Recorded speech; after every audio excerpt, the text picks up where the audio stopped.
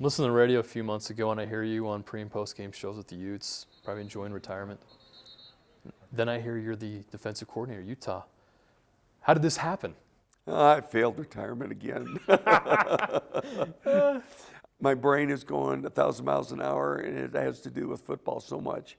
And I love the game, and I watch the game, and I dissect, and I play 2-minute drills as the games are going on, say, no, you can't do that. You should use your timeout. I go crazy when the Seahawks don't run the fullback on the 2-yard line to win the Super Bowl. And I call my friends and say, I'm not telling you you're wrong. What was your thinking? What were you guys thinking about?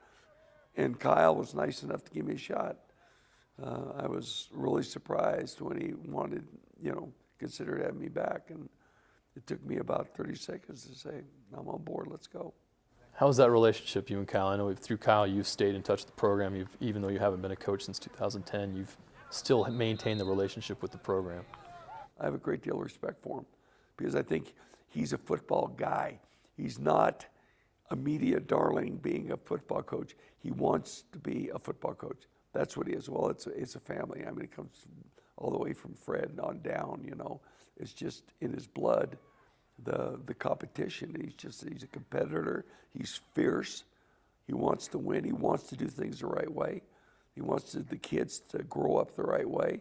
And he's as fierce about that as anything else we do here. Wingback John Pease, one of the most valuable of the Utes. Fine pass receiver, caught 21 for 389 yards, voted the most inspirational player. This is your school. You played football here. Maybe a lot of people don't know that. How big of an impact did the time you were a player here have on your career? Huge, huge. The guys I played with, we were a very, very close team. It was probably the first time a Utah team went back east and really handed it to a Eastern power. We were the first team to go back and we crushed West Virginia in the Liberty Bowl. And that's when there was only about 7 or 8 bowls. So it's a pretty big deal. And those guys we were really a tight, close-knit group of guys, and I've kind of carried that through my career, how important that is for teams to be close-knit and accountable to each other. How important is it, you mentioned then, the family atmosphere you had in '64.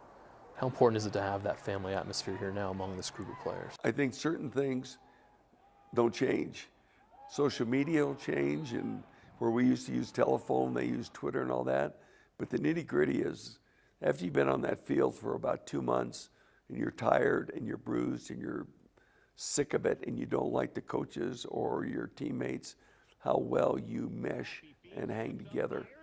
You come out the other end a much better football team. As spring wraps up, do you have any concerns about this group and their ability to compete in the fall? Some of the best in the league. Not one.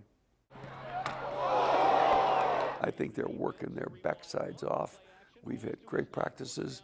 They're learning.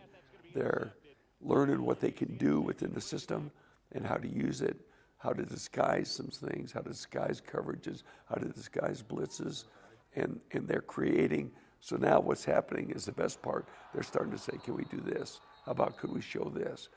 Because once they start taking command of it, good, we'll give them the game plan, we'll coach it up and make sure it's all right, then you let them go. It's going to be like you were when you were 9 years old and your buddy said, let's go down to the park, and you all went down and you played football. Nobody ever said, okay, we need to step with the right hand and lead with I would step with the right foot and lead with the right hand and do this and that. He just played.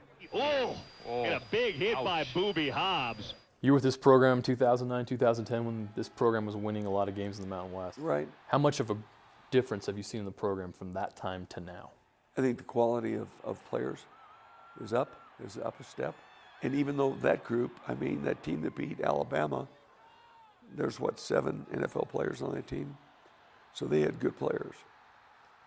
This group of players on this team, boy, I'll tell you, you can kind of go down the line, and there's a lot of potential Sunday type players on this team, which is what it takes. SC has those kids, UCLA, Stanford, Washington, Oregon State. But I feel pretty good about our guys matching up with them. Okay, let's find out. Let's play the game.